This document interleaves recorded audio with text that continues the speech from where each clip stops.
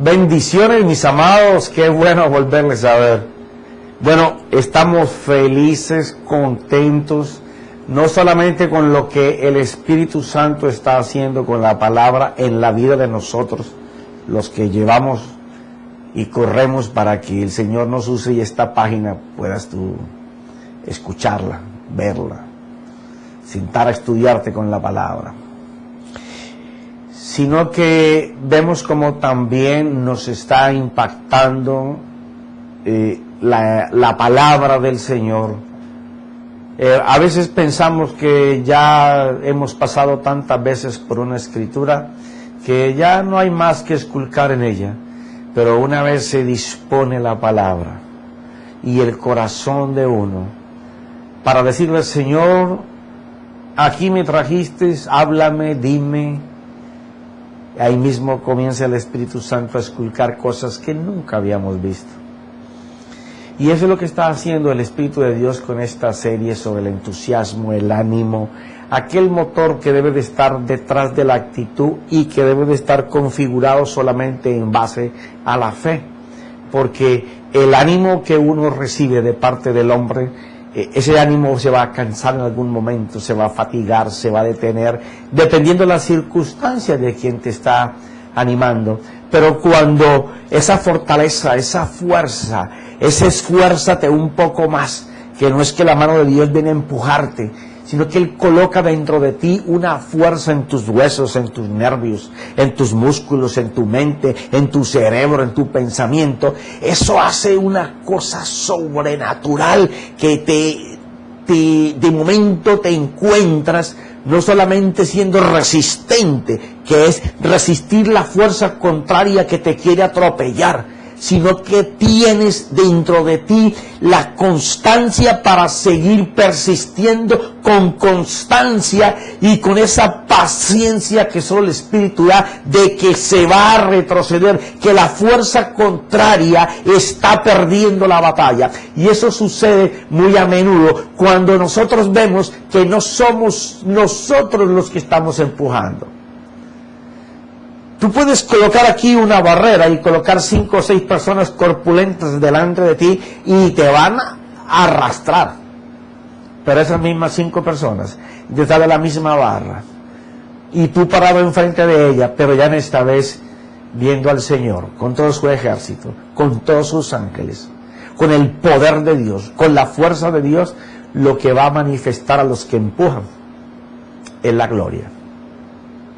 Y ya hablamos que la gloria es aquella manifestación visible y audible a las personas. La gente está esperando dónde está ese Dios al que tú sirves, al que tú alabas, al que tú le dedicas tiempo, en el que tú crees y al que tú le pides. ¿Dónde está en este momento? En este valle de muerte, en este valle de lágrimas, en este desierto, ¿dónde está tu Dios? Y entonces no vamos a esperar que nos digan como le dijeron al profeta Elías: ¿qué haces allí adentro escondido? No. A nosotros no nos van a decir eso. Porque la comunión nuestra diaria con el Señor a través de su palabra, que es el Verbo y Él es el Señor, y esa manifestación de luz a nuestro ser interior, de esa fuerza sobrenatural del Señor, no nos van a encontrar dentro de la cueva como el profeta.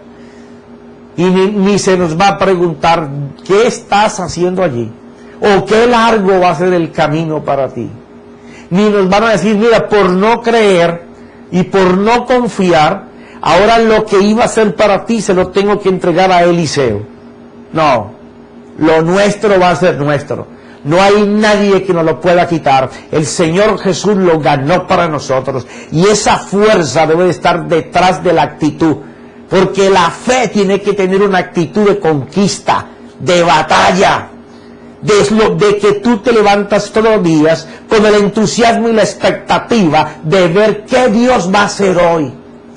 Hoy en este punto de resistencia y constancia, perseverancia, y diciendo que aquello que está empujándonos tiene que cambiar. porque tenemos la autoridad delegada, ganada por Jesucristo, para ir al lugar santísimo, a coger el oportuno socorro. No permitas más que en la vidriera del cielo, que está con el nombre tuyo, se sigan quedando las bendiciones todos los días. Reclámalas, son tuyas. Tenemos derecho de pedir lo que es nuestro. No estamos mendigando, estamos reclamando lo que Jesús ganó para nosotros. Y en el cielo conocen la voz de mando, conocen la voz que controla por la fe las cosas tuyas por las cuales Él prometió.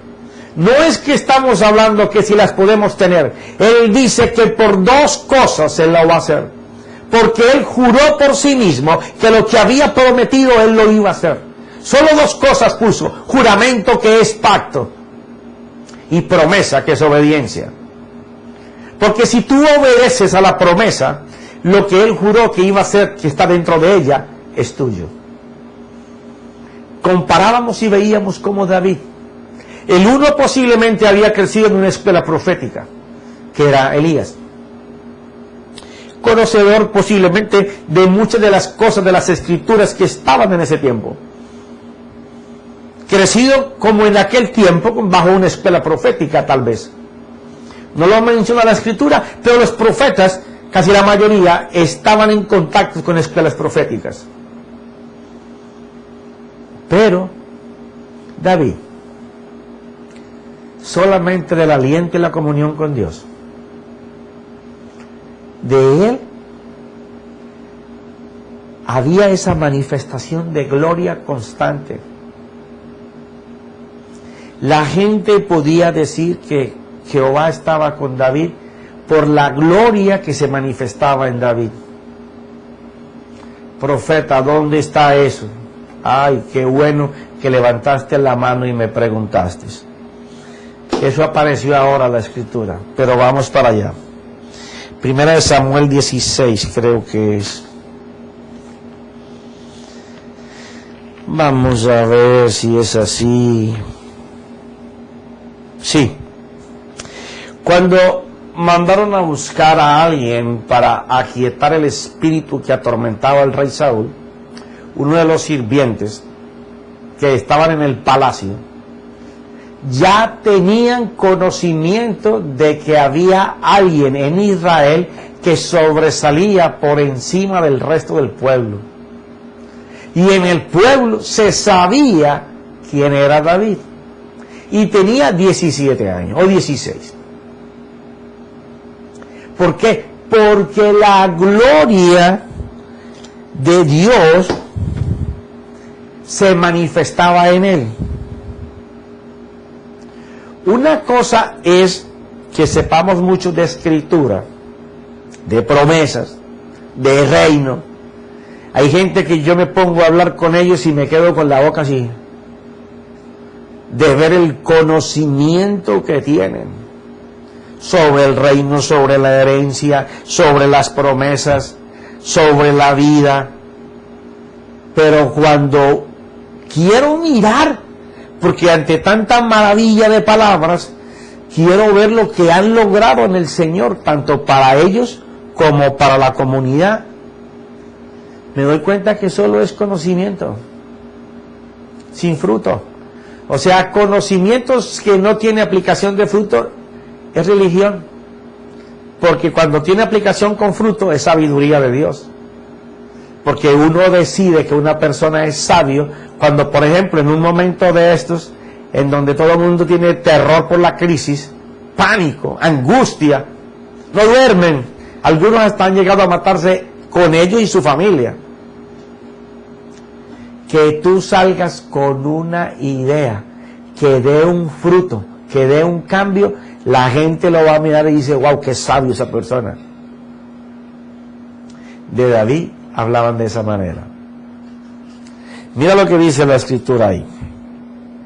Primera de Samuel 16, 17, vamos a empezar. Entonces Saúl dijo a sus siervos: buscadme ahora un hombre que toque bien y traédmelo. Y respondió uno de los mancebos y dijo, he aquí, he visto. Oye, bien, he visto. Ya esto no es conocimiento. Esto es que una persona tiene testimonio de que en la vida de alguien están pasando cosas buenas. He visto a un hijo de Isaí de Belén. Mira lo que se decía de David cuando todavía era pastor. Porque ayer estuvimos mirando el enfrentamiento espiritual que tuvo con Saúl, y no quiero regresar a cómo David se movió en fe en todas esas circunstancias. Ahí tú vas al capítulo y le das clic y lo tienes.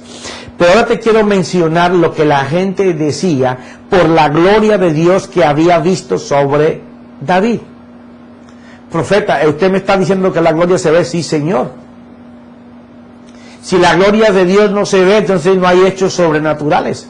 Entonces, ¿para qué la fe? Si la fe es para que Dios haga lo que tú y yo no podemos hacer. Cada hecho que sucede en tu vida sobrenaturalmente, por milagro o por señal, es la gloria de Dios manifestada entre los hombres. ¿Y quién provee eso? ¿Cómo yo hago para que eso suceda? Bueno, tienes que saber moverte en la autoridad para que el poder de Dios, detrás de la autoridad delegada por Jesús, se manifieste en tu vida. Por eso ni las personas caen en apatía, en desánimo, en que ya no les importa nada. Se entregan hasta no trabajar, o a trabajar la menor tiempo posible y ganar el mejor dinero, y sus ilusiones se caen, porque se rinden, porque dentro de ellos no hay la fuerza que enseña la gloria de Dios. Una persona que ha manifestado en su vida la gloria de Dios con señales o con milagros o con prodigios, esa persona sabe que el mismo que hizo los cambios, el mismo que suplió, el mismo que llenó la respuesta en aquel momento de necesidad, ese mismo lo va a hacer hoy. Él tiene ese ánimo, ese entusiasmo, está habitado a la gloria de Dios. Ah, profeta, yo nunca la he visto. Bueno, pues la vas a ver un día. El día que tú decidas que Dios intervenga y que tú creas que Él lo va a hacer y puedas verlo a Él haciendo, ese día va a pasar y vas a comenzar a ver la gloria de Dios. La gloria de Dios se manifiesta.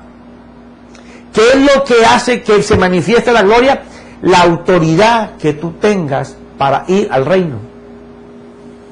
El reino es como la casa, y la autoridad es el hijo yendo a su casa a tomar lo que es de él. Por eso es que la diferencia entre el pueblo hebreo, los que practican el judaísmo, y nosotros, es que ellos saben que son hijos. Se mueven como un pueblo, como una familia. Siguen el principio de que todo reino junto no puede ser dividido. La nación más pequeña del mundo, todo el mundo le tira, pero Dios le tiene a todo el mundo. Todo el mundo teme enfrentarse con Israel, porque saben que su Dios es poderoso. Así debería de ser en la vida del creyente. Pero para eso, tu ser interior tiene que estar fortalecido con poder en Él. Entonces tendrás la autoridad para comenzar a hablar al cielo, para reclamar lo que hay en el cielo que es tuyo. Tendrás la autoridad para desvanecer las autoridades espirituales del mundo que están establecidas encima de ti, alrededor tuyo, al lado tuyo, porque tienes la autoridad de hijo. Y el que tiene la autoridad mueve el poder de Dios. Y el que mueve la autoridad y el poder ve la gloria. Ese puede cambiar las circunstancias adversas aquí en la tierra, porque sabe que la autoridad que Jesús ganó, el camino que Él abrió para entrar al altar santísimo fue roto, y que ya no hay ningún velo que detenga al sacerdote del lugar santo al lugar santísimo.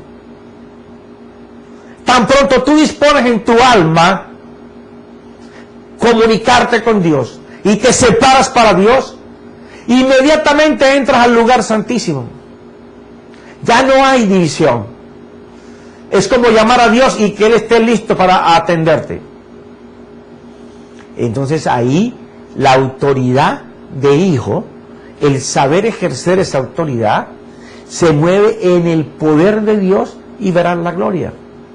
David hacía eso, sin tener tanta estructura teológica como nosotros nos la estamos cada día armando más. Y cada vez descubrimos más cosas en la Escritura cuando el Espíritu nos la enseña. Tenemos más conocimiento del que posiblemente tenía David teológico.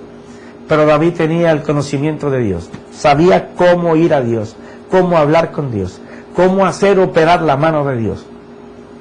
Y la gente decía, un hijo de Isaí, de Belén, que sabe tocar, fue lo primero que el rey pidió, que fuera músico. Sabía adorar. Y comienzan a dar las características de lo que sabían de él. No solamente que era músico, sino que era salmista.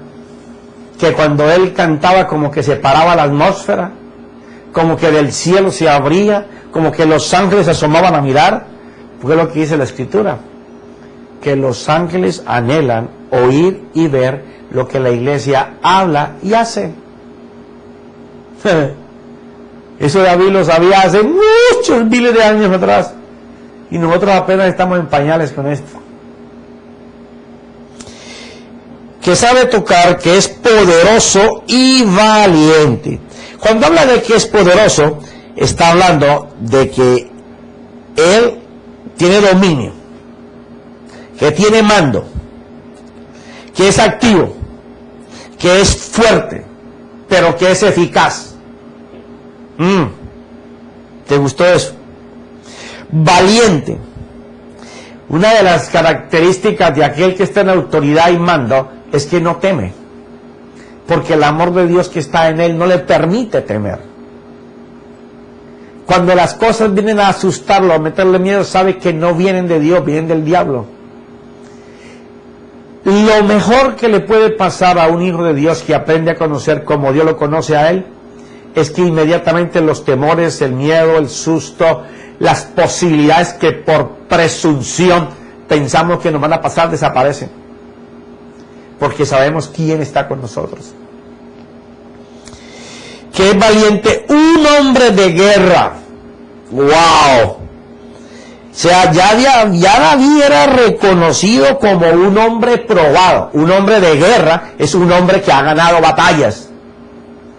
Un hombre probado, valiente, esforzado, con dominio propio, con mando, con actitud de conquista, eficaz en lo que hace, con fuerza interior para poder lograrlo. Se conocía como hombre de guerra, hombre que ha ganado batallas. Usted no le va a decir a una persona, yo conozco que el profeta es un hombre de guerras, si usted no ha visto ni la primera mía.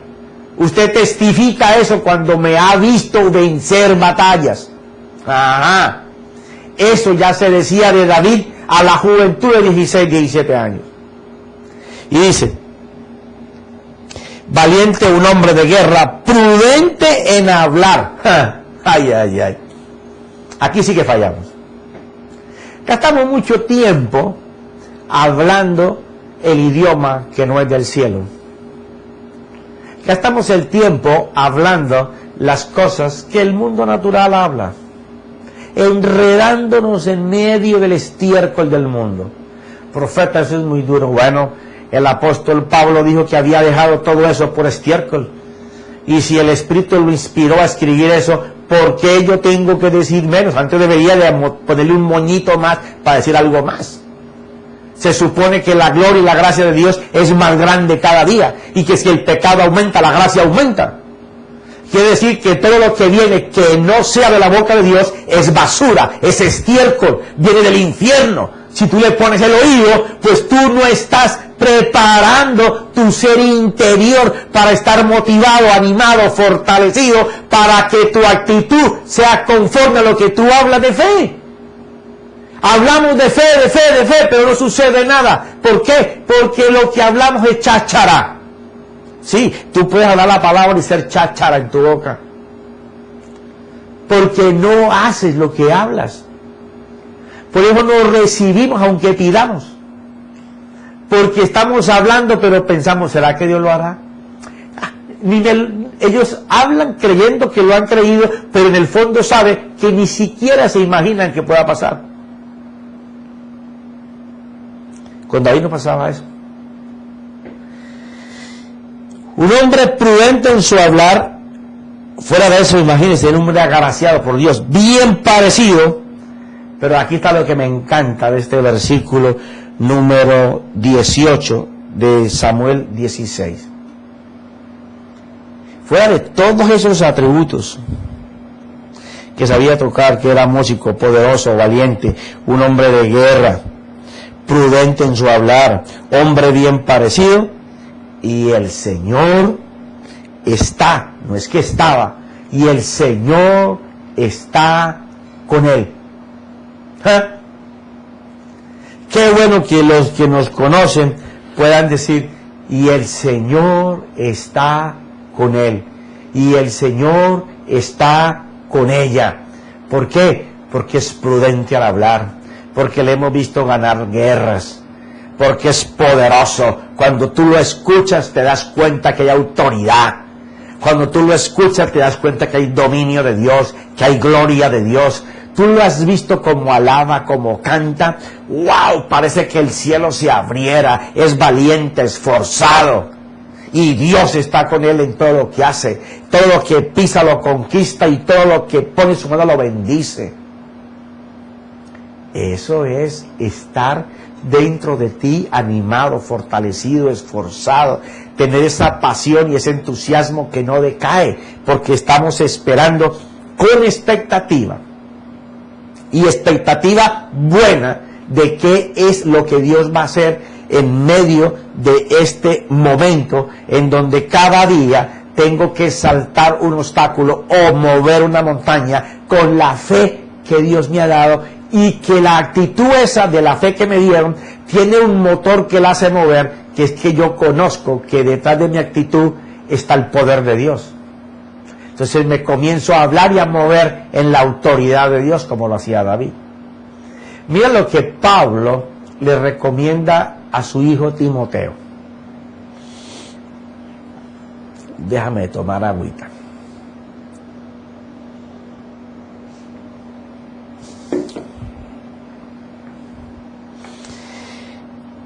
Primera de Timoteo, capítulo 4, versículo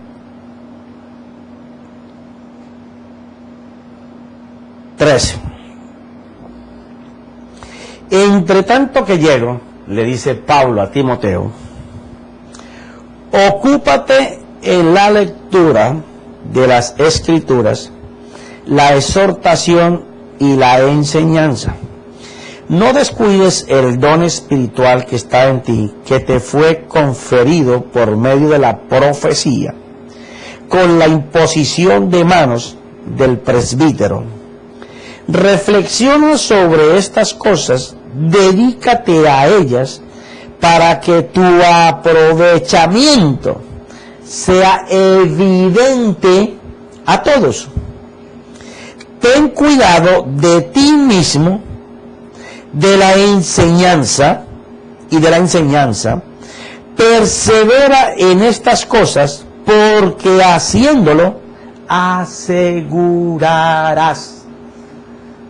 Quiere decir que esto que hay unas promesas aquí metidas, involucradas, que se narran en otras cartas y en los pactos de Dios, están listas para ser entregadas siempre y cuando nosotros hagamos una parte.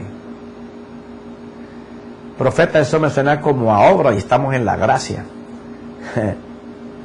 La fe tiene una obra que es la que tú y yo tenemos que hacer, y la gracia es lo que Dios va a soltar cuando esa fe se mueva con actitud, con ese ánimo, con ese entusiasmo de que Él lo va a hacer. Persevera en estas cosas, porque haciéndolo asegurarás la salvación tanto para ti mismo como para los que te escuchan. Bueno, vamos a desbaratar esto de una manera que podamos entender más claro y desarrollarnos en lo que estamos viendo. Porque si tu ser interior no es fortalecido por el Señor, y si tú te lees lo que dice Isaías 40, 42, 47, pero no lo logras alcanzar, tiene que haber una manera, una forma en la que eso sea inyectado a nuestro ser interior, para que nos empoderemos en la autoridad y el poder de Dios, para que su gloria sea vista. Dice esto: entre tanto que yo llego, ocúpate en la lectura de las Escrituras, la exhortación y la enseñanza. Él le está recomendando una cosa muy especial. Deseo que mientras yo llego a verte, Timoteo, estés concentrado, ocupado, atento, leyendo las Escrituras de la Biblia, para que por ellas tú puedas ser enseñado y puedas enseñar a otros y exhortar a otros. Quiere decir que el apóstol le está diciendo: mira, Timoteo, no pierdas más tiempo en ver tanta televisión, en ver tanto internet, en comprar tanto DVD y ponerte a mirarlo. Pierde tiempo en las Escrituras, porque Pablo sabía que en las Escrituras estaba la vida de Dios. Toda la lucha que Pablo cuenta en sus cartas es tratar de que el creyente creciera a la mente de Cristo, a la estatura de la mente de Cristo, porque en Cristo están escondidas todas las revelaciones escritas. Se necesita que tú las conozcas, que seas iluminado para que se quite el velo de tu mente, para que tu mente esclerosis sea rota, operada por Dios, para que tú puedas ejercer la gloria de Dios a través de la autoridad y el poder que te da la palabra, que te embiste de ella. Entonces él le dice: es necesario que solamente te dediques a eso. Mire, si usted que me escucha, y desde luego yo también, en vez de gastar tanto tiempo en las cosas que no alimentan nuestro ser interior para animarnos, para ponernos en entusiasmo, para que no decaiga nuestra fuerza interior, porque cuando la física cae es porque ya adentro está desbaratado. Dice él: lo que tienes que hacer es dedícate a la lectura de la Escritura. Ahora, la palabra más exacta entre el pueblo hebreo es dedícate a meditar la Escritura, que no es como leer un libro por páginas y ir corriendo. Se trata de leer y pensar, reflexionar, porque él aquí mismo lo va a decir en unos versículos más abajo. ¿Por qué? Porque eso es lo que ellos hacían. Leían una parte y reflexionaban lo que estaban leyendo. ¿Quién lo dijo? ¿Para quién lo dijo? ¿Para qué tiempo es? ¿Cómo esto surte efecto dentro de mí? ¿Cómo debo de ordenarlo en mi pensamiento?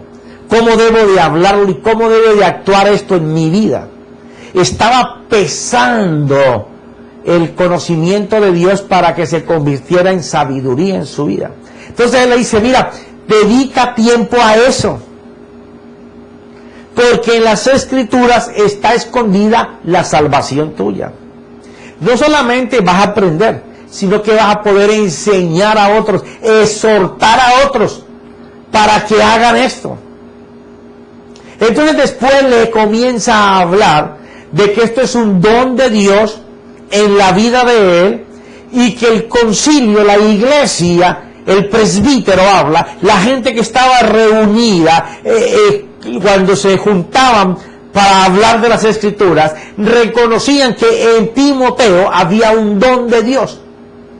Y ellos, reconociéndolo eso, el Espíritu los había llevado a reconocerlo entre ellos como uno más de los pilares de la iglesia, para enseñar y exhortar a los demás a crecer a la estatura de Cristo.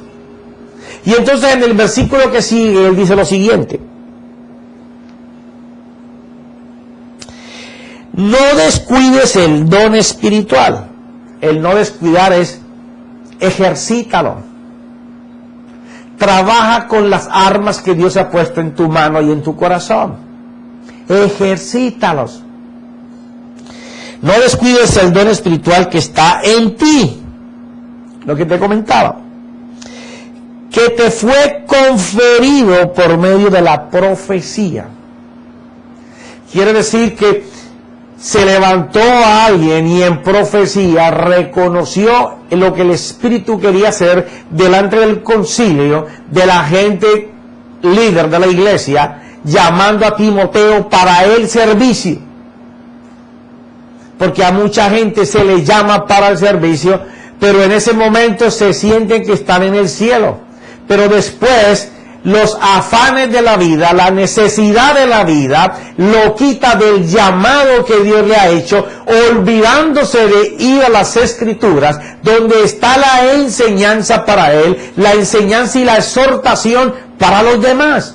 Entonces el apóstol Pablo le está hablando que recuerde que el Espíritu Santo lo llamó públicamente delante de todos los líderes para el servicio de la enseñanza y la exhortación de la palabra.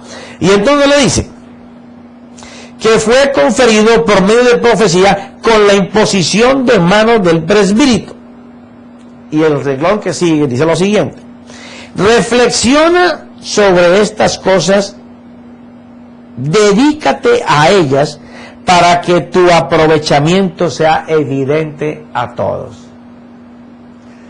Tiene que estar ocupado en la meditación de la palabra para que él mismo sea enseñado, pueda enseñar y pueda exhortar.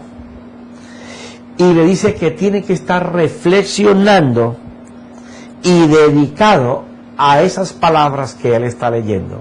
Es de la única manera que vamos a ser fortalecidos en nuestro ser interior. Cuando comencemos a meditar el cómo, el para qué, el cuándo y cómo lo va a usar el Señor y cómo debemos movernos nosotros. Ahí es donde aparece la autoridad de Dios. No es que la autoridad de Dios sea el que más grite o el que más fuerte hable la voz, o el que represente una humildad así falsa.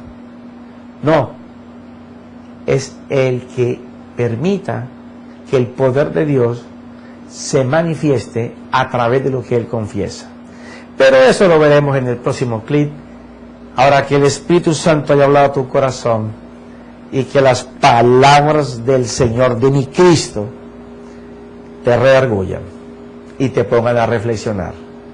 Amén y amén.